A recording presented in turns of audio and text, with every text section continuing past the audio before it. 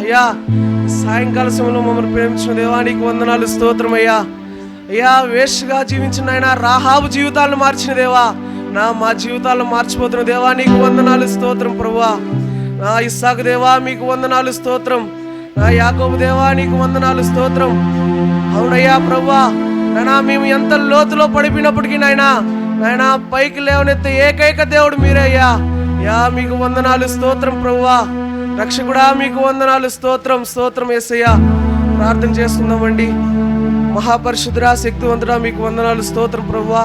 ఇదిగో నాయనా తండ్రి యేసయ్య, ఈ సాయంకాలం నాయనా ప్రభువా, నాయనా నీ మందిరంలో నాయనా మేము రీతిగా చేరుకోవడానికి ప్రభువా, నాయనా నీ నామాన్ని నాయనా ఉచ్చరించడానికి మీరు ఇచ్చిన కృపను బట్టి వందనాలు, స్తోత్రం ప్రభువా. నాయనా పాటల్లో నాయనా మహిమ పొందిన దేవా, నాయనా ఆరాధనలో మహిమ పొందిన దేవా మీకు వందనాలు, స్తోత్రం ప్రభువా. నాయనా ముందున్న వాక్య పరీక్షలో కూడా నాయనా ప్రభువా మాకు తోడు నడిపించండి ప్రభువా, మీరే సహాయం చేయండి నాయనా. ఆది నుంచి అంతవరకు నాయనా మీరే అధ్యక్షత వహించమని నజరేయుడైన యేసుక్రీస్తు వారి అతి పరిశుద్ధ నామములో అత్యంత బ్రతిమాలు వేడుకుంటున్నాం పరమ తండ్రి, ఆమేన్.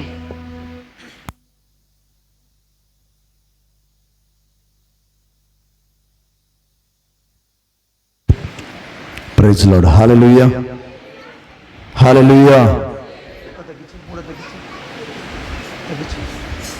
దేవుని నామానికి మహిమ కలుగును గాక. ప్రియమైన దేవులారా, చేరి వచ్చిన మీరందరికీ మరొకసారి మా రక్షకుడును ప్రభువైన యేసుక్రీస్తు నామములో హృదయపూర్వక వందనాలు తెలియజేస్తున్నాను. ఈ సాయంకాల వేళలో దేవుడు చేసిన ప్రతి మేలును తలపోసుకుంటూ మరి ఈ 40 దినాల ఉపవాస ప్రార్థన యొక్క ముగింపు సభను మరి కలిగి ఉండడానికి దేవుడు కృప చూపించాడు. హల్లెలూయా. మరి గడిచిన 39 రోజులుగా మరి సంఘ బిడ్డలందరూ కూడా చాలా వారి సమయాన్ని వెచ్చించి మరి పగలు సాయంత్రం ప్రార్థనకు రావడం కావచ్చు, విశేషంగా 7 గంటల ఉపవాస ప్రార్థన అంటే chain prayer, 7 hours chain prayer చేయడం కావచ్చు, సంఘాల కొరకు కుటుంబాల కొరకు చేయడానికి దేవుడు ఎంతగానో కృప చూపించాడు. చాలా సంతోషం అండి. ఈ సమయంలో మరి ఈ ముగింపు సభలో మరి ఆఖరిగా దేవుని యొక్క వాక్యాన్ని విని మనం ముందుకి కొనసాగుదాం.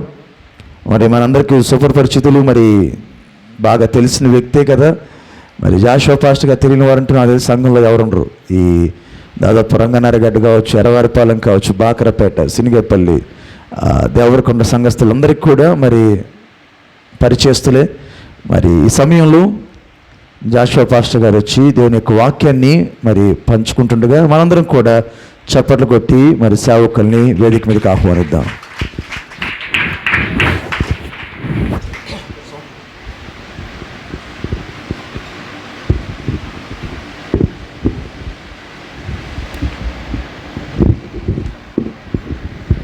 Praise lord. దేవునికి మహిమ కలుగును గాక. ఈ శ్రేష్టమైన సమయాన్ని ఇచ్చిన దేవాతి దేవునికి, ముఖ్యంగా నన్ను ఇక్కడికి ఆహ్వానించిన దైవజనులకు, చేరవచ్చిన మీ అందరికీ, ముఖ్యంగా మీరందరూ మరి గత 40 దినాలుగా దేవుని సన్నిధిలో చాలా చక్కగా ప్రతిదినము క్రమ తప్పకుండా మరి దేవుని సన్నిధిలో దేవుని యొక్క వాక్యాన్ని వింటూ ప్రార్థన చేస్తున్న విధానాన్ని బట్టి మీ అందరికీ నా యొక్క ప్రత్యేకమైన శుభములు మీ అందరికీ తెలియజేస్తున్నాను. ఎవరెవరైతే దేవుని సన్నిధిలో మరి ప్రార్థించారో, మరి చైన్ పేర్లు కావచ్చు, మరి ఉదయకాల ప్రార్థనలు కావచ్చు, రాత్రికాల సమయంలో జరిగిన ప్రార్థనలు కావచ్చు, ఎవరెవరైతే ఆ ప్రేయర్స్ అన్నిటిలో కూడా ఏకీభవించారో వారందరినీ మన ప్రభు దీవించునుగాక. మన ప్రభు వారందరినీ ప్రశంసించునుగాక. ఎందుకు ప్రశంసిస్తారని నేను చెప్తున్నానంటే, వాక్యం ఏం చెప్తుందంటే, మరి మీ అందరికీ కూడా హోలీ వీక్ గురించి వినే ఉంటారు. పరిశుద్ధ వారంలో అంటే మట్లాదివారం నుంచి ఈ గుడ్ ఫ్రైడే వరకు ఉన్న వారాన్ని పరిశుద్ధ వారం అంటారు. ఈ పరిశుద్ధ వారంలో అతి ప్రాముఖ్యమైన ఘట్టం ఏంటంటే, యేసుక్రీస్తు ప్రభువారిని భూస్థాపన నిమిత్తము అభిషేకించిన ఒక స్త్రీ ఉంది. అయితే ఆ స్త్రీ చేసిన ఆ మంచి కార్యాన్ని చూచి కొంతమంది ఆమె మీద కోప్పడ్డారు. ఎందుకు కోప్పడ్డారంటే, అది చాలా గొప్ప వెల కలిగిన అత్తరు. ఇంత గొప్ప వెల కలిగిన అత్తర్ని ఇలా చేసావేని మరి చాలామంది ఆమెను విభేదించారు. అందులో ప్రముఖమైన ఒక వ్యక్తి ఇస్కరియోతు యూదా. సో ఆయన విభేదించింది వేరే ఉద్దేశంతో అయినా, వాస్తవంగా చెప్పాలంటే అది చాలా విలువ కలిగిన అత్తరు.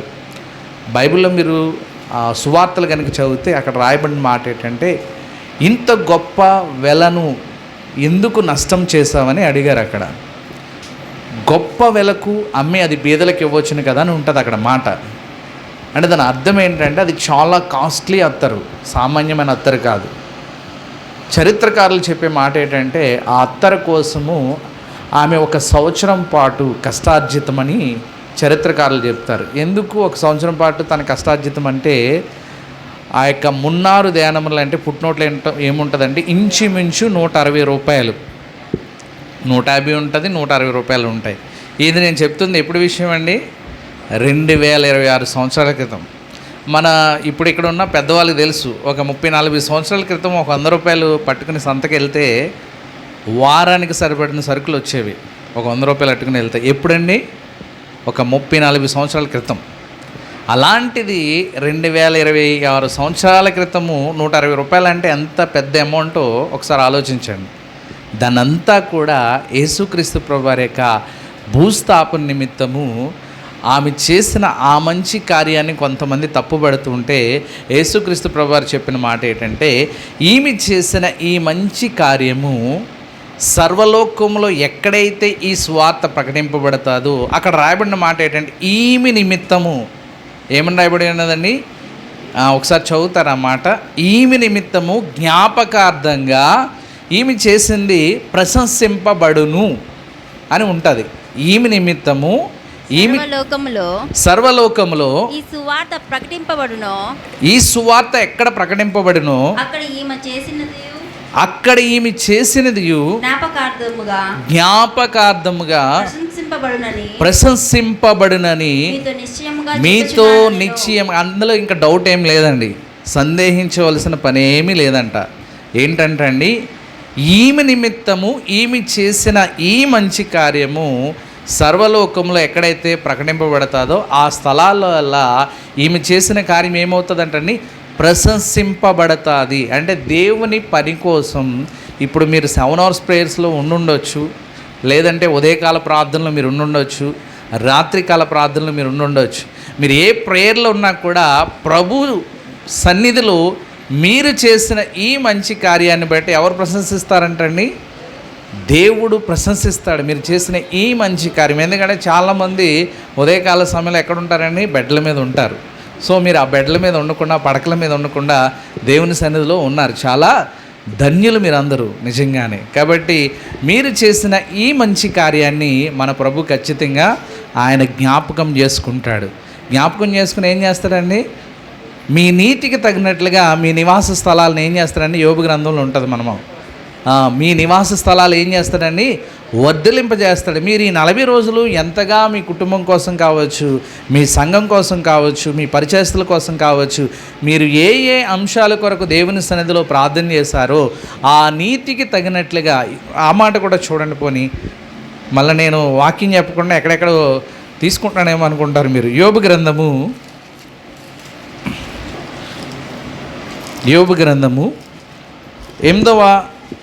9వ అధ్యాయము 6వ వాక్యం కింద భాగం. నీవు పవిత్రుడివై యథార్థవంతుడైన యెడల నిశ్చయంగా ఆయన నీ యందు శ్రద్ధ నిలిపి నీ నీతికి తగినట్లుగా నీ నివాస స్థలములను వర్ధిల్లజేయను. నీ నీతికి తగినట్లుగా అంటే నువ్వు దేవుని సన్నిధిలో ఎంత ప్రార్థన చేస్తావో ఈ 40 రోజులు దానికి తగినట్లుగానే దేవుడు నీకు ప్రతిఫలం ఇస్తాడు. లోక సామెత ఉంటుంది, పిండే కొద్దీ రొట్టె. అలా దేవుడు ఏమంటాడంటే నువ్వు ఎంత ప్రార్థన చేస్తావో అంతే నీకు ప్రతిఫలం ఉంటుంది అంటాడు. ఈ 40 రోజులు మనలో చాలామంది మధ్యలో స్కిప్ అయిపోయి లాస్ట్ డేస్లో కూడా కలుసుకున్న వాళ్ళు ఉండొచ్చు. నేను వాళ్ళని ఏం తప్పు పడడం లేదు, కానీ ప్రతిరోజు వస్తే ఖచ్చితంగా నీకైతే దేవుడు నీ కొరకు దాచించిన శ్రేష్టమైన ఆశీర్వాదం ఉంటుందని మాత్రం నేను చెప్పగలను. అంటే లాస్ట్ రోజు వచ్చిన వాళ్ళు ఒకవేళ ప్రభు ఉదయం 6 గంటల నుంచి వచ్చిన ఆయనకి సాయంకాలము 5 గంటలకు వచ్చిన ఆయనకి ఒకే జీతం ఇవ్వాలని ఆయన అనుకున్నాడు అనుకో, అది వేరే విషయం. కానీ దేవుని యొక్క లేఖనాలు బట్టి మనం చూసినట్లయితే నీ నీతికి తగినట్లుగా ఆయన నీకు ప్రతిఫలం ఇస్తాడు. కాబట్టి దీన్ని మనం నమ్మాలి. హోలీ వీక్లో అతి ప్రాముఖ్యమైన కార్యం ఏంటంటే ఆ మరియ తల్లి, అంటే యేసుక్రీస్తు ప్రభువారి యొక్క తల్లి కాదు ఆమె, 7 దురాత్మల నుంచి విడుదల పొందిన మరియ. ఆమె భూస్థాపన నిమిత్తము యేసుక్రీస్తు ప్రభువారిని అభిషేకించినట్లుగా లేఖన భాగాల్లో చూస్తాం. ఇప్పుడు పాస్టర్ గారు చదివింది అదే వాక్య భాగం. ఈ సర్వలోకంలో ఎక్కడైతే ఈ సువార్త ప్రకటింపబడతాదో ఈమె చేసిన ఈ మంచి కార్యం అని ఉంటుంది అక్కడ. ఈ మంచి కార్యము ఈ సర్వలోకంలో ఎక్కడైతే ప్రకటింపబడతాదో అక్కడల్లా ఈమె చేసిన ఈ మంచి కార్యం ప్రశంసింపబడును. ఎవరి నిమిత్తం అంటండి? అక్కడ ఉంటుంది ఈమె నిమిత్తము అని ఉంటుంది. అంటే నీ నిమిత్తము నీ దేవుడు నీ చేసిన ప్రార్థన ద్వారా నిన్ను జ్ఞాపకం చేసుకుంటాడు, నిన్ను 10 మందికి సాక్షిగా నిలవ పెడతాడు. కాబట్టి ఈరోజు మనం నమ్మాలి, విశ్వసించాలి. ఈ 40 రోజుల ప్రార్థన వ్యర్థముగా పోదు. నువ్వు చేసిన ప్రతి ప్రార్థనకు ఆయన జవాబిచ్చే దేవుడుగా ఉన్నాడు. కాబట్టి ఎవరైతే సందేహింపకుండా విశ్వసించి అడుగుతారో వారి జీవితాల్లో దేవుడు తప్పక ఘనమైన కార్యాలు చేస్తాడు. మీ అందరికీ తెలుసు, మరి గత ఆదివారము మట్టల ఆదివారం మనం జరుపుకున్నాం. అయితే యేసుక్రీస్తు ప్రభువారు ఎందుకు గాడిద ఎక్కవలసి వచ్చిందంటే మీ అందరికీ పాస్టర్ గారు కూడా చెప్పుంటారు. ఎందుకంటే పురాతన కాలములో రాజులైన వారు ప్రతి రాజుకు ఒక గాడిద ఉండేది. అది ఆయన సొంత గాడిదే, అన్ని గాడిదలు కాదు. సలోమాన్ని రాజుగా పట్టాభిషేకం చేస్తూ ఉన్నప్పుడు దావీదు ఏమంటాడంటే నా గాడిద మీద ఎక్కించండి అంటాడు. ఏమంటాడండి?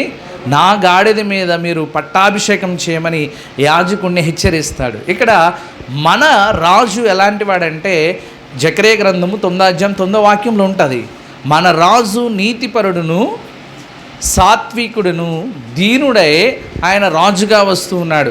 మన రాజు ఎవరంటండి? నీతి గలవాడు. ఈ లోకంలో చాలామంది రాజులు ఉన్నారు, వాళ్ళందరూ కూడా నీతి ఉండదు. ఎందుకంటే వాళ్ళ రాజ్యం నిలబడాలంటే నీతి తప్పాలి, వాళ్ళ రాజ్యం నిలబడాలంటే నీతి తప్పాలి. కానీ మన రాజు ఎవరంటండి? నీతి గలవాడును నీతిపరుడును రక్షణ గలవాడును దీనుడై గాడిదను గాడిద పిల్లను ఎక్కి మీ యొద్ద వచ్చుచున్నాడు. మన యొక్క రాజు ఎవరంటండి? నీతి గలవాడు. ఈరోజు ఏ రాజ్యాన్ని మీరు చూసుకున్నా ఎలక్షన్స్ మనం చూస్తే రకరకాలుగా జరుగుతున్నాయి. వాళ్ళ రాజ్యాలు కట్టుకోవడానికి, వాళ్ళ రాజ్యాలు నిర్మించుకోవడానికి ఈరోజు ఈవీఎం స్కామ్ ఎక్కువ జరుగుతుంది. ప్రజలు ఒకదానికి వేస్తే అక్కడ ఇంకోటి జరుగుతుంది. కారణం ఏమిటంటే అవినీతియుక్తమైన రాజ్య పాలన చేస్తూ ఉన్నారు. కానీ ఈ రాజు ఎవరంటండి? నీతిపరుడు, నీతి గల రాజు. ఈయన ఎందుకు రాజుగా రావాల్సి వచ్చిందంటే ఆయన రాజులకు రాజు కాబట్టి. నా ప్రియమైన వారులారా, మట్టలాదివారి దినానికి మాత్రమే ఆయన రాజుగా వచ్చాడు. మరి ఎన్నడూ కూడా యెరూషలేము యొక్క పట్టణంలో ఎన్నో పర్యములు యెరూషలేము పట్టణానికి వచ్చారు. దేవాలయంలో ఎన్నో పర్యములు ఆయన వాక్యాన్ని బోధించారు. కానీ ఎప్పుడూ ఆయన రాజుగా రాలేదు, ఎప్పుడూ ప్రజలు ఆయన రాజుగా గుర్తించలేదు. మీరు ఒక ఆశ్చర్యకరమైన విషయం ఏంటంటే యేసుక్రీస్తు ప్రభువారు ఎప్పుడైతే గాడిద మీద వచ్చారో గాడిద మీద రాగానే అక్కడున్న జనసమూహం అంతా కూడా ఆయన్ని రాజుగా హానర్ చేశారు, రాజుగా ఆయన గుర్తించారు. జనసమూహం అంతే. అంటే ఒకరిద్దరు గుర్తించారంటే ఆయన అనుచరులు అనుకోవచ్చు, కానీ ఆ పట్టణంలో ఉన్న ప్రజలందరూ కూడా ఆయన రాజుగా గుర్తించారని లేఖనాల్లో మనం చూస్తున్నాం. ఆయన రాజుగా గుర్తించారు. ప్రజలందరూ కూడా జయధ్వనులు చేస్తున్నారు, హోసన్నా జయము జయమని కేకలు వేస్తున్నారు. ఆ కేకల శబ్దానికి పరిసయ్యులు, శాస్త్రులు, ప్రధాన యాజకులు నీ శిష్యులను ఊరకుండమని చెప్పమని చెప్తే ప్రభువారు అంటారు, ఒకవేళ నా శిష్యులు నేను ఊరకుండమని చెప్తే వాళ్ళు ఊరుకుంటారేమో, కానీ ఈ రాళ్ళు ఏం చేస్తాయండి? కేకలు వేస్తాయి. ఏ రాళ్ళు?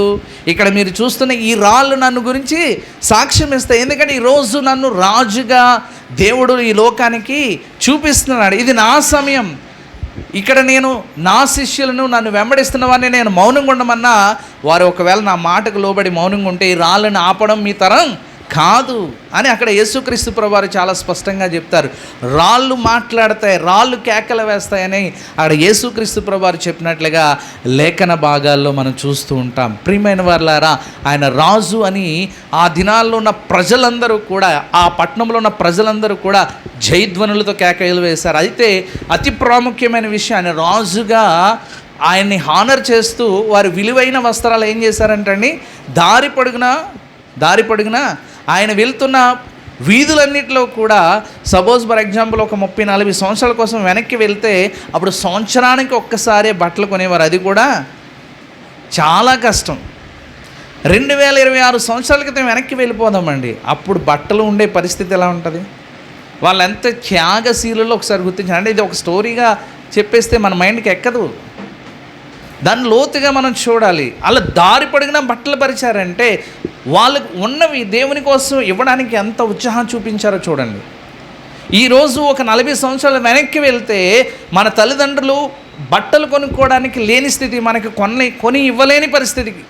క్రిస్మస్ కొంటామని చెప్తారు కానీ కొన్ని సందర్భాల్లో వాళ్ళ దగ్గర డబ్బులు లేకపోతే క్రిస్మస్లు మారిపోతాయి కానీ బట్టలు ఉండవు. 40 సంవత్సరాలు వెనక్కి వెళ్ళి ఒకసారి మన పిత్తలను అడిగితే, మన ఇంట్లో ఉన్న ముసలోళ్ళని అడిగితే వాళ్ళు బట్టలు ఎప్పుడు కొనుక్కునేవారు. ఈరోజు మనము చిన్న ఫెస్టివల్ అయితే చాలు వారానికి ఒకసారి బట్టలు కొనేవాళ్ళు ఉన్నారు. అలాంటిది అటువంటి కఠినమైన దినాల్లో వారు ప్రభు కోసం వారి యొక్క వస్త్రాలను దారి పొడుగునా పరిచారు. నా ప్రియమైన వారులారా, ఈరోజు దేవుని కోసం మనం ఏమి ఇస్తున్నాం? వారు తమ విలువైన వస్త్రాలు దారి పొడుగునా పరిచారు. నా ప్రియమైన దైవ జనాంగమా, ఈరోజు దేవుని కోసం నువ్వేమి ఇస్తున్నావు? దేవుని సంఘానికి ఏమి ఇస్తున్నావు? దేవుని పరిచర్యకి ఏమి ఇస్తున్నావు? నాకే కష్టంగా ఉందంటున్నావా? ఆ దినాల్లో మనకంటే కఠినమైన పరిస్థితుల్లో ఉన్నప్పుడు వారు తమ వస్త్రాలను దారి పొడుగునా పరిచారని వాక్యము స్పష్టంగా రాయబడి ఉన్నది. ఈరోజు దేవుని సంఘం కోసం నువ్వేం చేస్తున్నావు? ఆయన పరిచర్య కోసం ఏం చేస్తున్నావు? ఒకసారి మనం ఆలోచించాలి. ఈ హోలీ వీక్లో ఉన్న సంభవాలు మీకు ఎందుకు గుర్తు చేస్తూ ఉన్నానంటే, వీటి ద్వారా మన జీవితాలను సరిచేసుకోవాలి. మనం దేవునికి ఇచ్చే స్థితిలో ఉండే కూడా కొన్ని సందర్భాల్లో మనం ఇవ్వలేం. వాళ్ళకి ఇవ్వలేని స్థితిలో ఉండే కూడా తమ వస్త్రాలు దారి పొడిగిన వారు పరిచర్య. ప్రియమైన వారులారా, ఒక స్త్రీ 160 రూపాయలు దేవుని కోసం గొప్ప వెలకమ్మి తన జీవితాన్ని ఎంజాయ్ చేయొచ్చు. ఇంకా చరిత్రకారులు ఏం చెప్తారంటే, తన వివాహము కొరకు దాచుకున్న అమౌంట్ అని చెప్తారు. తన వివాహాన్ని సైతము యేసుక్రీస్తు ప్రభువారిని అభిషేకించుట కొరకు వాయిదా వేసుకున్న ఒక యవన స్త్రీగా ఆమె కనబడుతుంది. అందుకే యేసుక్రీస్తు ప్రభువారు ఈమె చేసిన ఈ మంచి కార్యము సర్వలోకములో ఎక్కడైతే ప్రకటింపబడతాదో, ఈమె చేసిన ఈ కార్యము ఈమెను బట్టి ప్రశంసింపబడతాదని యేసుక్రీస్తు ప్రభువారు అంత సామాన్యంగా ఈ మాట చెప్పలేదండి. దాని వెనక ఎంత లోతైన కష్టం ఉంటే కానీ ఒక వ్యక్తిని యేసుక్రీస్తు ప్రభువారు అభినందించాలంటే, ప్రశంసించాలంటే అంత ఈజీ కాదు. యేసుక్రీస్తు ప్రభువారు మొక్క స్థితికి లోబడివాడు కాదు. నా ప్రియమైన వారులారా, ఆయన నోట నుంచి ఒక స్త్రీని కొనియాడుతూ ఉన్నారంటే ఆమె త్యాగము ఏ స్థాయిలో ఉంటుందో మనం గమనించాలి. ఈరోజు మనం దేవుని కోసం ఏమైనా వదులుకోవడానికి ఇష్టపడుతున్నామా? దేన్నైనా త్యాగం చేయగలుగుతున్నామా? దేవుని పరిచర్య కొరకు మన విషయాల్లో ఏదైనా వాయిదా వేసి మనకుండే కొన్ని సౌకర్యాలు వదులుకొని దేవుని కోసం ఖర్చు చేసే స్థాయిలో మన యొక్క భక్తి జీవితం ఉందో ఒకసారి మనము జ్ఞాపకం చేసుకోవాలి. ఈ హోలీ వీక్ ద్వారా దేవుడు అనేక విషయాలు మనకు గుర్తు చేస్తూ ఉన్నాడు. ఆయన దేవాలయంలోనికి వెళ్ళి ఏం చేశాడంటండి, క్రయ విక్రయములు చేయవారిని, గొవ్వలమ్మి వారి యొక్క బల్లలను ఏం చేశాడంటండి, పడద్రోస్తాడు. వెంటనే ఎవరి కోపం వచ్చిందో తెలుసండి? అక్కడ ఎన్నో పర్యములు వాక్యాన్ని బోధించారు యేసుక్రీస్తు ప్రభువారు. ఎప్పుడైతే ఈ గొవ్వలమ్మ వారిని, క్రయ విక్రయాలు చేయవారిని దేవాలయంలోంచి బయటికి పంపించేశాడో యేసుక్రీస్తు ప్రభువారు, వెంటనే అక్కడున్న ప్రధాన యాజకులు, శాస్త్రులు, సద్దుకాయలు వచ్చి ఎవడనికి అధికారం ఇచ్చాడు, ఏ అధికారంతో నువ్వు ఈ పని చేస్తున్నావు అని ఆయన్ని సంధించారు. వెంటనే యేసుక్రీస్తు ప్రభువారు అంటారు, మిమ్మల్ని కూడా నేను ఒక ప్రశ్న వేస్తాను, మీరు మరి యోహాను ఇచ్చిన బాప్తిసము పరలోకం నుండి వచ్చిందా, ఎక్కడి నుంచి వచ్చింది మీరు చెప్పండి అంటే వారు వెంటనే ఆలోచిస్తారు. పరలోకం నుండి వచ్చిందైతే మీరెందుకు నమ్మలేదని మనల్ని అడుగుతాడు. ఒకవేళ మనుషుల నుంచి వచ్చిందంటే ప్రజలలో ఆయన ప్రవక్తని ఆల్రెడీ అందరూ నమ్మేశారు. కాబట్టి ఈరోజు ప్రజలు మనల్ని కొట్టి చంపుతారు. కాబట్టి వాళ్ళు తెలివిగా ఏం చెప్పారంటే, అది మాకు తెలియదు అని చెప్పేశారు. అయితే యేసుక్రీస్తు ప్రభువారు అక్కడ చక్కగా చెప్పిన మాట ఏంటంటే, నేను కూడా ఏ అధికారంతో ఈ పని చేస్తున్నానో నేను మీకు చెప్పను అంటాడు. నా ప్రియమైన వారులారా, అక్కడ రాయబడిన మరొక మాట ఏంటంటే, ఒక ఉపమానం చెప్తాడు. ఒక తండ్రికి 2 కుమారులు ఉన్నారు. మొదటి కుమారుడిని నా ద్రాక్ష తోటలోకి వెళ్ళి పని చేయమంటే మొదటి కుమారుడు ఏం చెప్తాడండి, పోను అని చెప్తాడు. రెండో కుమారుడు పోతానని చెప్పి వెళ్ళడు. మొదటి కుమారుడు వెళ్ళనని చెప్పి మనసు మార్చుకుని ఏం చేస్తాడని పని చేస్తాడు ద్రాక్ష తోటలో. అప్పుడు యేసుక్రీస్తు ప్రభువారు ఏం చెప్తారంటే, మీకంటే దేవుని చిత్తాన్ని చేస్తున్న వారు ఎవరంటే సుంకరులు, వేశ్యలు మీకంటే దేవుని ఇష్టాన్ని నెరవేరుస్తున్నారని అక్కడ రాయబడిన మాటలు ఉంటాయి. కాబట్టి ఈరోజు దేవుని చిత్తాన్ని ఎవరు చేస్తున్నారు, దేవుని యొక్క ఇష్టాన్ని ఎవరు నెరవేరుస్తున్నారు, ఆయన తోటలో ఎవరు పనిచేస్తున్నారు? పరిసయ్యుల, శాస్త్రుల, సద్దుకాయల, ప్రధాన యాజకుల, ఎవరు ఆయన ఇష్టాన్ని నెరవేరుస్తున్నారంటే సుంకర్లు, పరిసయ్యుల. ఆ కాలంలో నా ప్రియమైన వాళ్ళు సుంకర్లు. మరి అక్కడున్న మాట ఏంటంటే సుంకరి, ఇంకోటి ఏంటంటే వేశ్యలు అనే మాట ఉంటుంది, వేశ్యలు అనే మాట ఉంటుంది. కాబట్టి నా ప్రియమైన వాళ్ళారా, ఈరోజు దేవుని పని చేస్తున్నామని వాళ్ళు చెప్పుకుంటున్నారు, కానీ వాళ్ళు వాస్తవంగా ఏం చేయడం లేదండి, దేవుని పని చేయడం లేదు. దేవుని పని ఎవరు చేస్తున్నారంటండి, అక్కడ రాయబడిన మాట సుంకర్లు, వేశ్యలు దేవుని చిత్తాన్ని చేస్తున్నారు. కాబట్టి నా ప్రియమైన వాళ్ళారా, ఈరోజు మరి వారి యొక్క ఆదాయం వచ్చే మార్గాలు ఎప్పుడైతే ఆగిపోయాయో వెంటనే యేసుక్రీస్తు ప్రభువారిని హత్య చేయాలని కుట్ర అక్కడే ప్రారంభమైంది. ఎప్పుడైతే యేసుక్రీస్తు ప్రభువారు క్రయ విక్రయాలు చేయవారిని, గువ్వలమ్మవారిని దేవాలయంలోంచి బయటికి గెంటేశాడో ఆ క్షణమే యేసుక్రీస్తు ప్రభువారిని చంపాలనే కుట్ర ప్రధాన యాజకుల్లోని, సద్దుకల్లోని వారందరూ ఒకరికొకరు పడదు. వాస్తవంగా సద్దుకేయులకి, పరిసయ్యులకి ఒకరికొకరికి పడదు. పడని ఇద్దరు కూడా ఏమయ్యారంటే కలిసిపోయారు. పడని తెగలందరూ కూడా యేసుక్రీస్తు ప్రభువుని ఒక ఉమ్మడి శత్రువుగా భావించి ఆయన లేపేస్తే కానీ ఇక్కడ మన యొక్క ఆదాయ మార్గాలు గండిపడతాయి. ఎందుకంటే లోకమంతా ఏమైపోయిందంటండి, యేసు వైపు వెళ్ళిపోయిందని యోహాను సువార్తలు మనం చూస్తూ ఉంటాం. మనం చేస్తున్న ప్రయత్నాలన్నీ కూడా ఎలా నిష్ప్రయోజనమైపోయి. ఒకసారి చూడండి యోహాను సువార్త, అక్కడ వాళ్ళ యొక్క బాధ ఏంటంటే మనం చేస్తున్న ప్రయత్నాలన్నీ కూడా ఎలా నిష్ప్రయోజనం అయిపోయాయో చూడండి అని ఒకరితో ఒకరు చెప్పుకుంటారు వాళ్ళు. 12వ అధ్యాయం 19వ వాక్యం. కావున పరిసయ్యులు ఒకరితో ఒకరు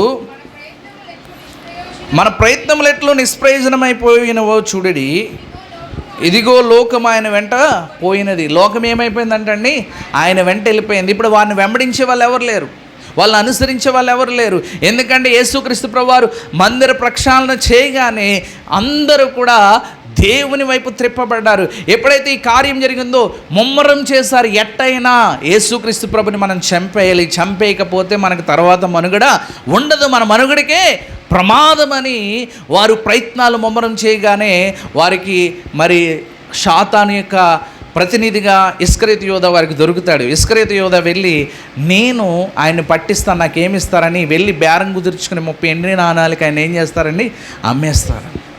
అయితే ఆయనకు గుర్తు చూపిస్తాడు. అతను నేను మీకు గుర్తుగా చూపిస్తాను. ఎలా చెప్తాడంటే, నేను వెళ్ళి ముద్దు పెట్టుకుంటాను. సాధారణంగా మరి యేసుక్రీస్తు ప్రభువు ఎన్నోసార్లు ఆయన హెచ్చరించాడు, అతడు నన్ను పట్టించే వ్యక్తి భూమి మీద పుట్టకుండా ఉంటా అతనికి మేలని ఎన్నోసార్లు హెచ్చరిస్తాడు. కానీ ఆ మాటలన్నీ కూడా పక్కన పెడేసి సాధారణంగా మనకు తెలిసిన వాళ్ళే మనం పట్టించాలంటే మనం ఏం చేస్తాం, ఏ చెట్టు చాటునో ఏ పుట్ట చాటునో చూసి ఇంకో పలానా వ్యక్తి మీరు వెళ్ళి పట్టుకోండి అంటాడు. కానీ ఇక్కడ ఈ వ్యక్తి ఏం చేశాడంటే ఎన్నోసార్లు దేవుని వాక్యం చేత హెచ్చరింపబడ్డాడు. కాబట్టి బహుశా యేసుక్రీస్తు ప్రభువారు ఆ సమయంలో అనుకోవచ్చు, బోధకుడా నీకు శుభమని చెప్పగానే ఏమనుకుని ఉండొచ్చు యేసుక్రీస్తు ప్రభువారు, ఇతను మనసు మార్చుకున్నాడేమో మళ్ళీ నా దగ్గరికి వచ్చాడు అనుకుంటాడు. శుభమని ఎవరైనా చెప్తారా, ఆయన అప్పగించేస్తూ. ఎందుకంటే చాలాసార్లు దేవుని వాక్యం ద్వారా యేసుక్రీస్తు ప్రభువారు హెచ్చరించారు, అటువంటి మనుషుడు ఈ భూమి మీద పుట్టుకుండుట వానికి మేలు అని. బహుశా ఆ మాట విని ఆయన జీవితాన్ని మార్చుకున్నాడేమని యేసుక్రీస్తు ప్రభువారు అనుకుంటున్న గడియలోనే ప్రధాన యాజకులు, శాస్త్రులు, సైనికులందరూ కత్తులతో, గుదిలతో వచ్చి ఆయన అరెస్ట్ చేసిన విధానాన్ని మనం చూస్తూ ఉన్నాం. ప్రియమైన వాళ్ళారా, ఎంత నమ్మక ద్రోహం చేసినా కూడా యేసుక్రీస్తు ప్రభువారు వెంటనే ఏం చెప్పాడంటే, చెలికాడా నువ్వు చేయనించని ఉన్న కార్యము చేయని. చెలికాడంటే ప్రాణ స్నేహితుడా. అంటే అంత నమ్మక ద్రోహం చేసినా కూడా మనకు కూడా ఈ భూమి మీద చాలామంది నమ్మక ద్రోహం చేస్తారు. మనస్పందన ఎలా ఉంటుంది? వాడు చాలా నమ్మక ద్రోహి అండి. నేను వాడికి ఎంత 3 పూట్ల భోజనం పెట్టేవాడిని, వాడి కష్టంలో ఉంటే వాడి అప్పులు తీర్చాను, అవి చేశాను ఇవి చేశాను, ఈరోజు నన్ను ఎంతగానో బాధ పెట్టి నమ్మక ద్రోహం చేసి నన్ను మోసం చేసి వెళ్ళిపోతున్నాడని రకరకాలుగా మాట్లాడతాం. కానీ యేసుక్రీస్తు ప్రభువారు అలా అనడం లేదు. చెలికాడా, నువ్వు చేయాలనుకున్న పని కానిచ్చేయి. కాబట్టి నా ప్రియమైన వాళ్ళారా, అంజూరపు చెట్టు నుంచి మన క్రైస్తవులు చాలా చక్కని పాట నేర్చుకోవాలి. ఎందుకంటే అంజూరపు చెట్టు ఏం సూచిస్తుందంటే ఆకులు కలిగిన వృక్షంగా ఉంది. యేసుక్రీస్తు ప్రభువారు ఆ వృక్షం దగ్గరికి ఎందుకు వెళ్ళారండి? చెప్పాలి. దేనికోసం వెళ్ళారండి? ఫలాల కోసం వెళ్ళాడండి. ఓకే, ఫలాల కోసం. ఎందుకు వెళ్ళాడు? ఫలాల కోసం. ఆకలి కొని వెళ్ళాడు ఆయన. ఆకలి వేసింది దానికి. ఎందుకంటే రాత్రంతా ఆయన పని ఏంటండి? రాత్రంతా ప్రార్థించడం, ఉదయమే లేచి యెరూషలేం పట్టణానికి రావడం. ఇలా వస్తున్న మార్గంలో వృక్షములు కలిగిన అంజూరపు చెట్టు కనబడగానే ఆయన ఆకలి కొని ఈ అంజూరపు చెట్టును ఆకలి తీర్చగలుగుతుందేమని దాని దగ్గరికి వెళ్ళి చూస్తే ఏమైందండి? అంజూరపు చెట్లు ఫలాలు లేవు. ఈరోజు మనలో చాలామంది క్రైస్తవులు మన వేషం చూస్తే దేవుని యొక్క అక్కర్లు వీళ్ళు ఖచ్చితంగా తీర్చగలరు, దేవుని యొక్క సేవ వీరి ద్వారా ఖచ్చితంగా జరుగుతుంది, దేవుని యొక్క రాజ్యం వీరి ద్వారా చాలా చక్కగా కట్టబడుతుందని వాళ్ళు మాట్లాడే మాటల్లో, వారు పాడే పాటల్లో, వారు వేసుకునే వస్త్రదానంలో, వారు చేసే పనుల్లో వీరి ద్వారా దేవుని యొక్క సేవ ఖచ్చితంగా జరుగుతుందని దైవజనుడు నిర్ధారించుకుంటాడు. కానీ వాళ్ళు ఏముండదండి? ఫలాలు ఉండవు. దగ్గరికి వెళ్ళి చూస్తే వేషం చూసి కొన్ని సందర్భాల్లో మాలాంటి సేవకులు మోసపోతూ ఉంటారు. వీళ్ళు నిజంగా దేవుని సేవకు ఉపయోగపడతారనుకుంటాం, కానీ లోనికి వెళ్ళి చూస్తే యేసుక్రీస్తు ప్రభువారే దగ్గరికి వెళ్ళి చూస్తే కానీ ఆ వృక్షం యొక్క స్థితి తెలియలేదు. ఎందుకు దాన్ని శపించాడంటే, నీవు నేను కూడా పైకి వేషం వేసుకున్న క్రైస్తవులుగా బ్రతికితే నీవు కూడా ఆ వృక్షం ఎలాగైతే ఎండిపోయిందో, ఆ వృక్షం ఎలాగైతే శాపగ్రస్తం అయిపోయిందో, మన జీవితం కూడా శాపగ్రస్తం అయిపోతుందని ఒక హెచ్చరిక కొరకే అంజూరపు చెట్టు నేను యేసుక్రీస్తు ప్రభువారు శపించడం మనం చూస్తూ ఉన్నాం. మనలో చాలామంది చూసినప్పుడు వీళ్ళు నిజంగా క్రైస్తవులు, వీరు నిజంగా దేవుని సేవ చేయగలిగిన వారు, వీరి యొక్క వేషం చాలా చక్కగా ఉంది, వీళ్ళ మాట తీరు చాలా చక్కగా ఉంది, వీరి ప్రవర్తన చాలా చక్కగా ఉందని మనకు అనిపిస్తుంది. కానీ వాస్తవ విషయం అయితే ఏంటంటే వాళ్ళు ఏముండదని ఫలము ఉండదు. కాబట్టి ఈరోజు నా ప్రియమైన వారులారా, ఇది జస్ట్ మీకు హోలీ వీక్ సంబంధించిన విషయాలు మాత్రమే మేము ముందుంచాను. మరి ఆ తర్వాత చాలా విషయాలు 6 పర్యములు యేసుక్రీస్తు ప్రభు వారికి అర్ధరాత్రి 12 గంటల నుంచి ఉదయం 6 గంటల మధ్య దాదాపు 6 సార్లు తీర్పులు తీర్చారు. హేరోద్ దగ్గరికి, ఫిలాతు దగ్గరికి, కయప దగ్గరికి, మరి ప్రధాన యాజకుని దగ్గరికి ఇలా తిప్పుతూనే ఉన్నారు. ఉదయం 6 గంటలకి సిలువ యాత్ర ప్రారంభమైంది. ఉదయం 9 గంటలకి సిలువ పైన మొదటి మాట యేసుక్రీస్తు ప్రభు వారు మాట్లాడడం జరిగింది. నా ప్రియమైన వారు, సుమారు 150 కేజీలు బరువున్న సిలువను ఆయన మోసుకు వెళ్ళడం మనం చూస్తూ ఉన్నాం. చాలా విషయాలు ఉన్నాయి, కానీ సమయం లేదు కనుక, ఇది సందర్భం కాదు కనుక, మీకు ఆల్రెడీ కొన్ని విషయాలు వినే ఉంటారు కనుక నేను నేరుగా మళ్ళీ వాక్యంలోనికి వెళ్ళిపోదాం. మంచిదండి. ఈ 40 రోజుల మరి చివరి దినం కొరకు ఒక వాక్యాన్ని మీ మధ్యలో ఉంచాలని నేను ఆశపడుతున్నాను.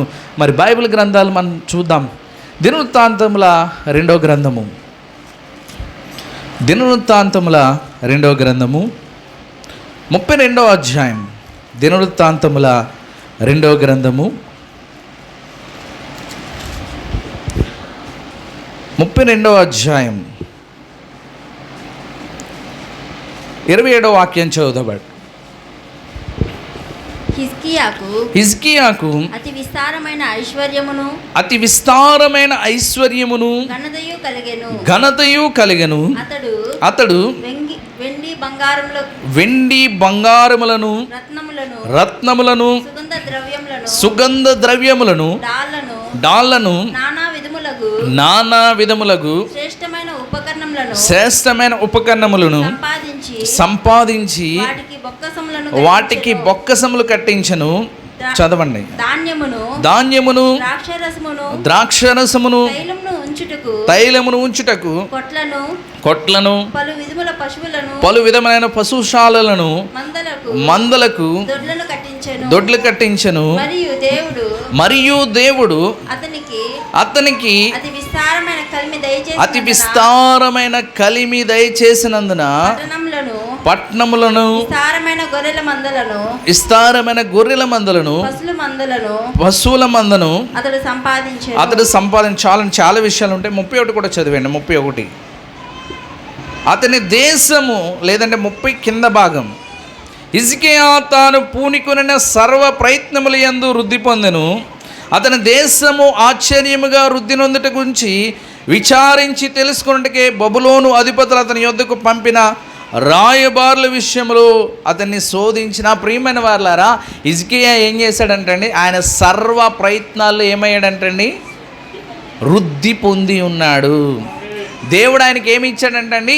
అతి విస్తారమైన కలిమిని, అతి విస్తారమైన వెండిని, అతి విస్తారమైన బంగారమును దేవుడు హిజ్కియాకు దయచేశాడు. ప్రియమైన వారులారా, అతి విస్తారమైన కలిమి, అతి విస్తారమైన బంగారము, ఆయన చేసిన సర్వ ప్రయత్నములలో ఆయన వృద్ధి చెంది ఉన్నాడు. శత్రువులు సైతము ఆయనకి కలుగుతున్న వృద్ధిని చూసి అది ఎలా జరుగుతుందో అని తెలుసుకోవడానికి ఎవరు వచ్చారంటండి? బబులోను అధిపతులు వచ్చారంటండి. అంటే శత్రువులు వచ్చి ఆయన యొక్క అభివృద్ధిని చూస్తున్నారు. ప్రియమైన వారులారా, అయితే నా ప్రియమైన వారులారా, దీనికి ముందు ఏం జరిగిందో అది మీకు చెప్పాలనుకుంటున్నాను.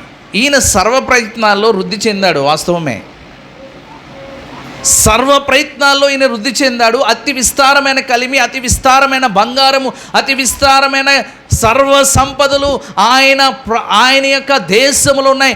దేశస్థులు ఆయన యొక్క అభివృద్ధిని చూసి ఆశ్చర్యపడుతున్నారు. శత్రులు సైతము ఆశ్చర్యపడి ఈయనకి ఇలాంటి అభివృద్ధి ఎలా వస్తుందని చూడ్డానికి అనేక దేశాల నుంచి ప్రతినిధులు వచ్చారు. మంచిదే, కానీ ఇంత అభివృద్ధి జరగడానికి ముందు ఆయన జీవితంలో ఏం జరిగిందో ఒకసారి చూద్దామండి. 24వ వాక్యం చూద్దాం.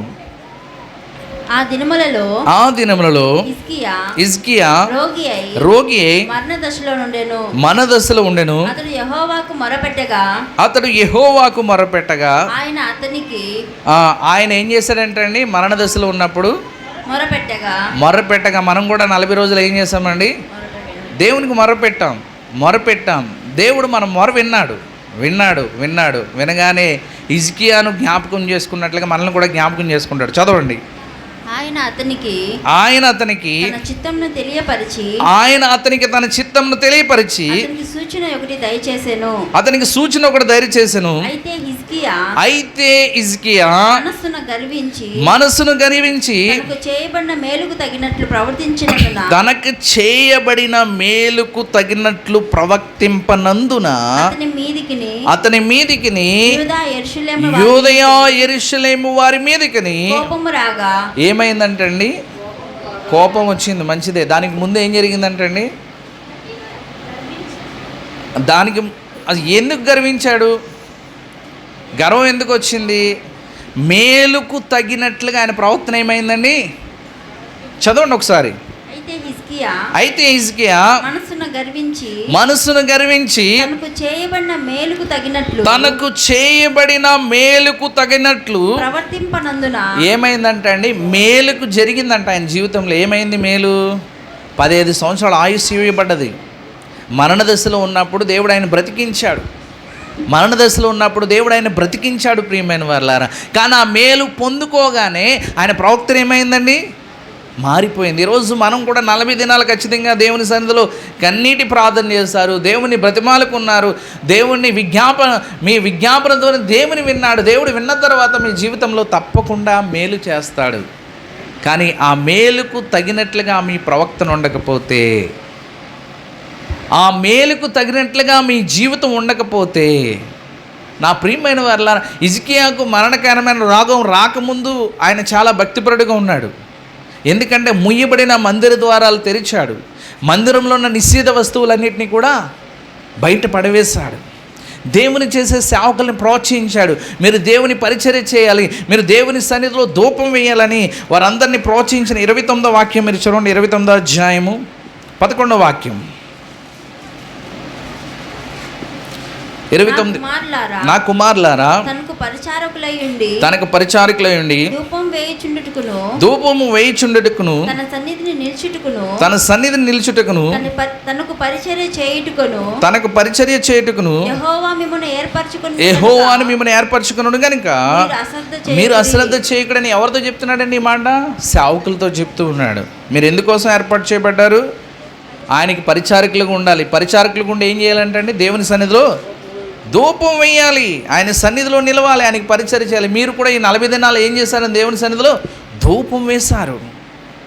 అయితే ఆ ధూపాన్ని విన్న దేవుడు, హిజ్కియా చేసిన ధూపాన్ని విన్న దేవుడు, హిజ్కియా తన యొక్క మరణ దశలో దేవునికి మొరపెట్టగా ఆ మొర విన్న దేవుడు ఆయనకు ఆయుష్ని ఇచ్చాడు. ఒకవేళ మీకు ఆరోగ్య విషయాలు కాకపోవచ్చు, మీ కుటుంబంలో ఆర్థిక అవసరతలు కావచ్చు, మీ యొక్క చదువులలో ఉద్యోగ ప్రయత్నాలు కావచ్చు, వివాహ ప్రయత్నాలు కావచ్చు, ఈ 40 దినాల్లో మీరు ఏ అంశాల కొరకైతే ప్రార్థించారో ఆ ప్రార్థన దేవుడు విని దానికి జవాబిస్తాడు. జవాబిచ్చిన తర్వాత కనుక నీ ప్రవక్తన ఆ మేలుకు తగినట్లుగా ఉండకపోతే ఏమవుతుందంటండి, ఆయన కోపం మన మీద రగులుకుంటాడు. సౌలుని దేవుడు జ్ఞాపకం చేసుకున్నాడు. సౌలు పోగొట్టుకున్న గార్ధబొమ్మలు దొరికేటట్టు చేశాడు. అసలు ఆయన వెళ్ళింది గార్ధబొమ్మల కోసం. అతడు దేవుడు తనని రాజుగా అభిషేకించాడు. అయితే దేవుని యొక్క ఉద్దేశం ఏమిటంటే, సౌలు జీవితకాలము రాజుగా ఉండాలనేదే దేవుని యొక్క ఉద్దేశం. కానీ సౌలు ఏమయ్యాడంటే, మధ్యలో ఆయనకి వచ్చిన ఆ స్థితికి తగినట్లుగా ఆయన ప్రవర్తన లేదు.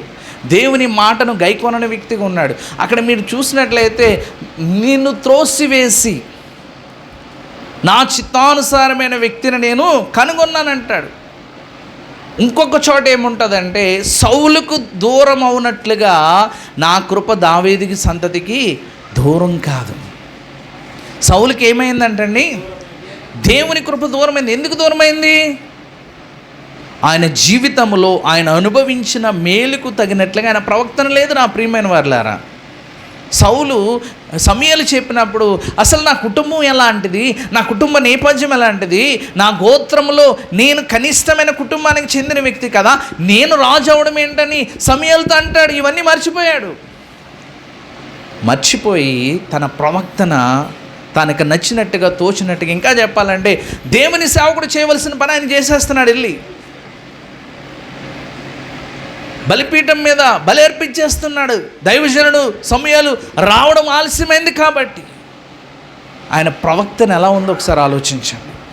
అతడు అలా ఎప్పుడైతే అర్పించాడో తక్షణమే సమూయేలు అక్కడికి దిగి వచ్చాడు. ఒక సెకండ్ ఆగి ఉంటే ఆయన జీవితం మరొకలాగుంది. సౌలుకి దేవుని కృప ఎందుకు దూరమైందంటే, ఆయన జీవితంలో ఆయన అనుభవించిన మేలుకు తగినట్లుగా ఆయన ప్రవక్తన లేదు కనుక దేవుని కృప దూరం అయిపోయింది. ఈరోజు నీ జీవితంలో కూడా దేవుడు అనేకమైన మేలులు చేస్తాడు. ఆ మేలుకు తగినట్లుగా నీ ప్రవక్తన ఉండకపోతే, నీ జీవితం ఉండకపోతే, ఖచ్చితంగా సౌలుకు దూరమైనట్లుగా నీకు కూడా దేవుని కృప దూరం అవుతుంది. ఆయన ఏమీ అన్యాయస్తుడు కాదు. మన ప్రవక్తను బట్టి ఆయన మనకి ప్రతిఫలం ఇస్తాడు. దేవుడు నీ జీవితంలో మేలుకు తగినట్లుగా నీ ప్రవక్తను ఉండకపోతే, హిజ్కియా కన్నీరు కార్చాడు కదా, హిజ్కియా నన్ను బ్రతిమాలుకున్నాడు కదా అని పర్లేదులే అని హిజ్కియాను వదిలేయలేదండి. గర్వించినందున మనస్సును, ఎక్కడ గర్వించాడంటని, మనస్సును గర్వించినందున దేవుడు ఏం చేశాడండి, దేవుని కోపము ఆయన మీద రగులుకొనగానే వెంటనే ఎవరు అలర్ట్ అయ్యారండి? హిజ్కియా అలర్ట్ అయ్యాడు. చదవండి అక్కడ. ఇప్పుడు మళ్ళీ వెళ్దాం. 32 26 వాక్యం. హిజ్కియా ఏం విడిచాడంటే, హిజ్కియా హృదయ గర్వమును విడిచి. ఈరోజు మనకు ఒక గర్వం వస్తుంది. దేవుడు ఒకవేళ మన జీవితాల్లో మేలు చేస్తే, నేను ఈ 40 రోజులు ఉదయము సాయంత్రము రాత్రి కన్నీరు కార్చాను కాబట్టి నా ప్రార్థన విని దేవుడు నాకు ఈ మేలు చేశాడు. పాస్టర్ గారు కాదు, ఇంకా పెద్ద పెద్ద సేవకులు కాదు, నేనే ప్రార్థన చేశాను కాబట్టి నా ప్రార్థన విన్నాడని 10 మందికి చెప్తాం మనం. హిజ్కియా అదే చేశాడు. హృదయాన్ని గర్వించడం అంటే ఏంటి కదా, అదే చేశాడు హిజ్కియా. ఈరోజు నీ జీవితంలో ఖచ్చితంగా మేలు జరుగుతుంది, కానీ నువ్వు గర్వించొద్దు. ఒకవేళ గర్విస్తే నష్టం వస్తుంది. హిజ్కియా హృదయ గర్వాన్ని విడిచి మళ్ళీ రెండోసారి సరి చేసుకుంటున్నాడు. చదవండి అమ్మా. హిజ్కియా హృదయ గర్వము విడిచి, హిజ్కియా హృదయ గర్వం విడిచి తానును యెరూషలేము కాపరస్తులను తమ్మును తాము తగ్గించుకొనెను గనుక హిజ్కియా దినములలో యెహోవా కోపం జనుల మీదకి రాలేదు. ఎందుకండి? హిజ్కియా తన్ను తాను తగ్గించుకున్నాడు. తనతో పాటుగా తన జనులు కూడా తగ్గించుకున్నారు. అప్పుడు ఆయనకి విస్తారమైన కలిమి వచ్చింది. రెండవసారి తిరిగి సరి చేయబడ్డాడు. ఒక అవకాశం ఇచ్చాడు దేవుడు. నీ ఇల్లుని చక్కబెట్టుకోమంటే ఆయన చక్కబెట్టుకోకుండా ఆయన హృదయాన్ని గర్విస్తూ ఉన్నాడు. ఎందుకు దేవుడు నీవు మరణం కాబోతున్నావు, నీ ఇల్లు చక్కని పెట్టుకోమన్నాడు దేవుడు అక్కడ.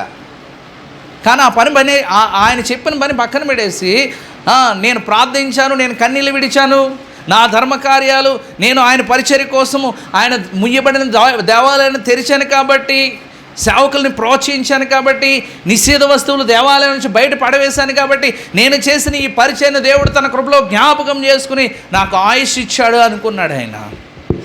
ఎప్పుడైతే మళ్ళీ దేవుని కోపం ఆయన జీవితంలో చూడడం ప్రారంభించాడో వెంటనే మరొకసారి దేవుని సన్నిధికి వెళ్ళాడండి.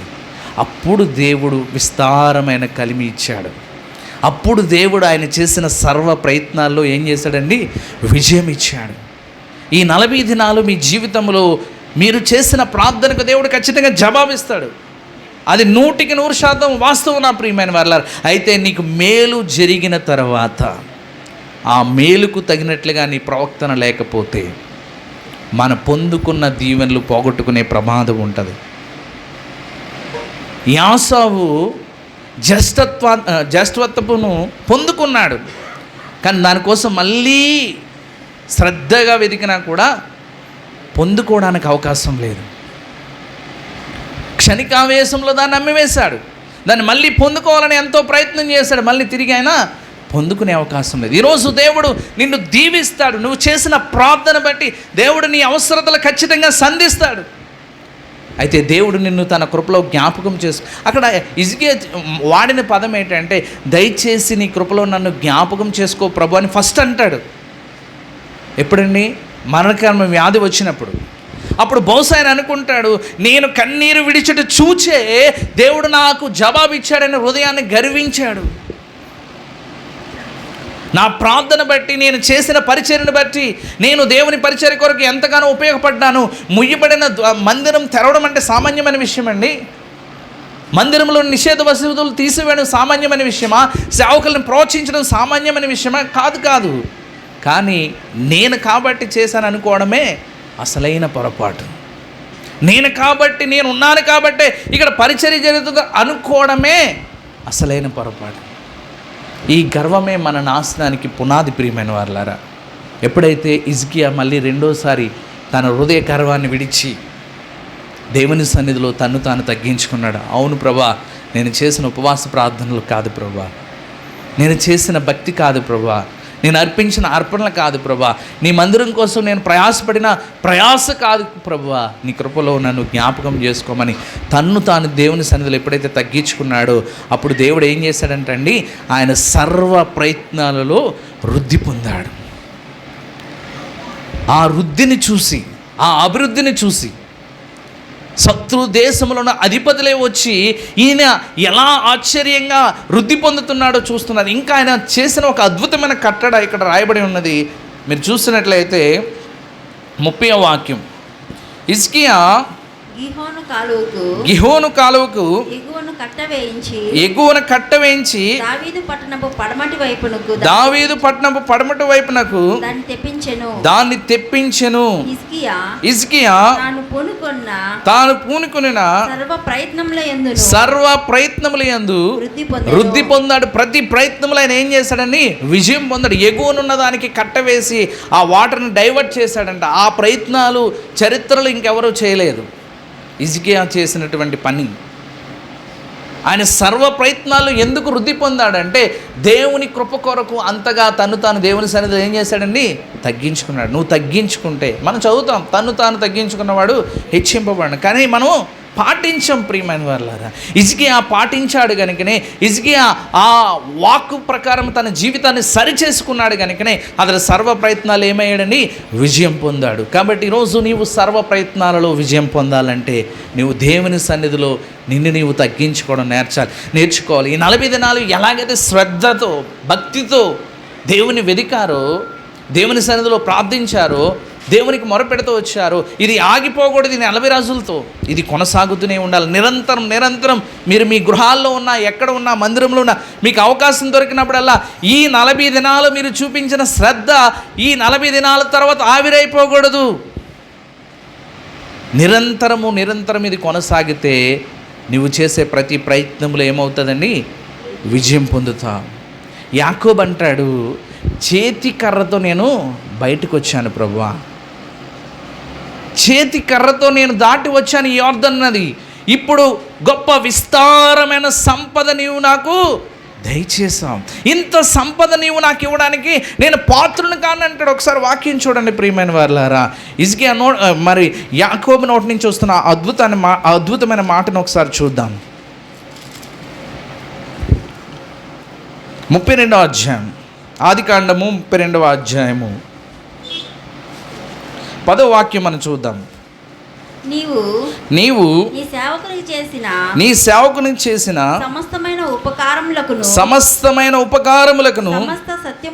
సమస్త సత్యమునకును అపాత్రుడు. ఎందుకంటున్నాడు అపాత్రుడు అని చెప్తున్నాడు? నేను ఎందుకు ఇలా చెప్తున్నానంటే, ఎందుకు నేను పాత్రుని కాని అని చెప్తున్నానంటే, నీవు చేసిన సమస్తమైన ఉపకారములకు నేను యోగ్యని కాని అని ఎందుకు అంటున్నానంటే, చెప్పండి, చదవండి.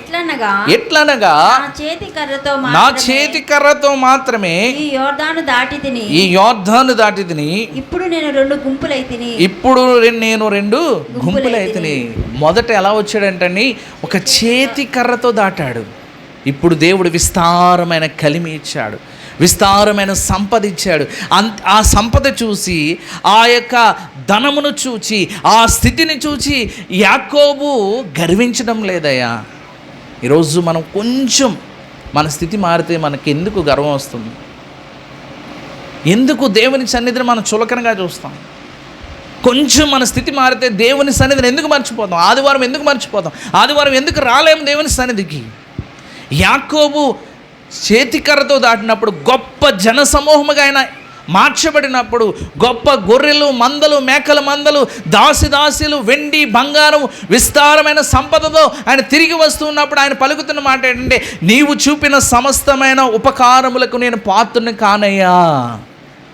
ఎవరైతే ఇటువంటి భక్తి జీవితాన్ని కలిగి ఉంటారో వారు చేసే ప్రతి ప్రయత్నములో దేవుడు విజయము అనుగ్రహించునుగాక.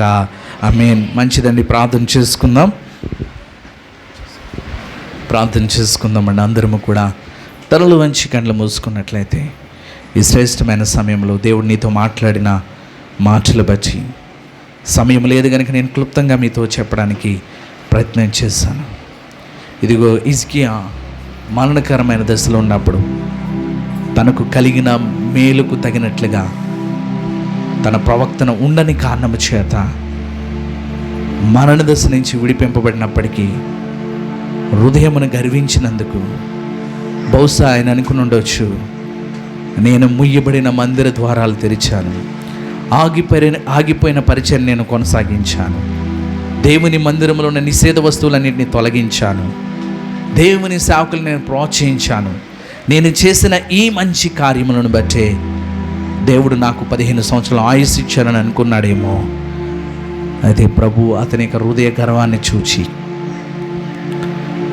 ఆయన జీవితంలో కలిగిన మేలుకు తగినట్లుగా తన ప్రవక్తను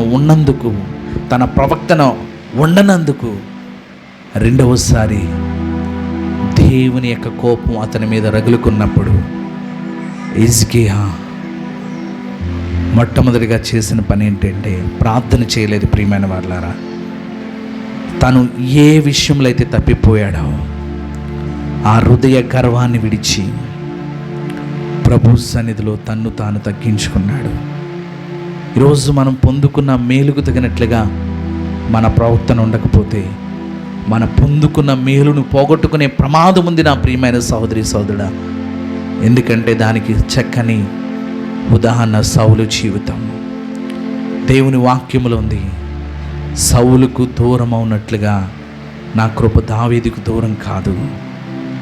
సౌలుకు దేవుని కృప దూరం అయిపోయింది. కారణం ఏమిటంటే, సమూయేలు ప్రవక్త చెప్పినప్పుడు నువ్వు రాజు అవుతా అన్నప్పుడు, నేను ఎలా రాజునవుతా? నా గోత్రము, నా గోత్రకర్తలన్నింటి కంటే కనిష్టమైన గోత్రము, ఆ గోత్రములలో నా కుటుంబం ఎందుకు పనికిరాని కుటుంబం అని ప్రారంభంలో అనుకున్నాడు. కానీ రాజు అయిన తర్వాత దైవజనుడు చేయవలసిన పని అతడు చేయడానికి పూనుకుని ఉన్నాడు.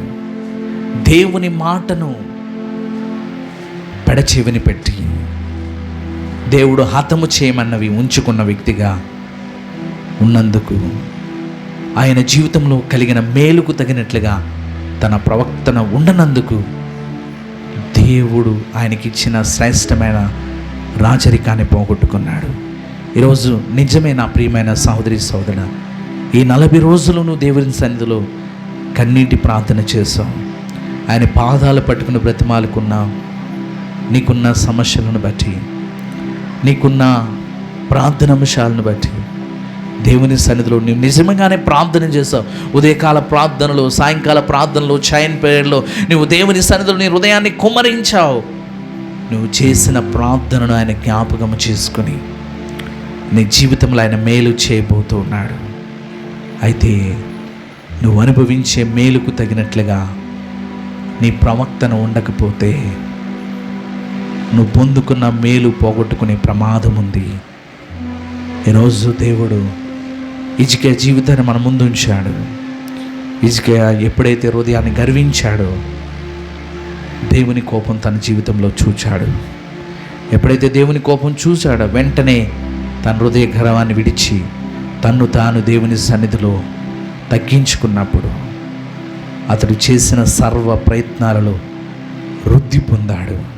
విస్తారమైన కలిమిని, విస్తారమైన సంపదను, విస్తారమైన దాస్యులను దేవుడు ఆయనకి దయచేశాడు.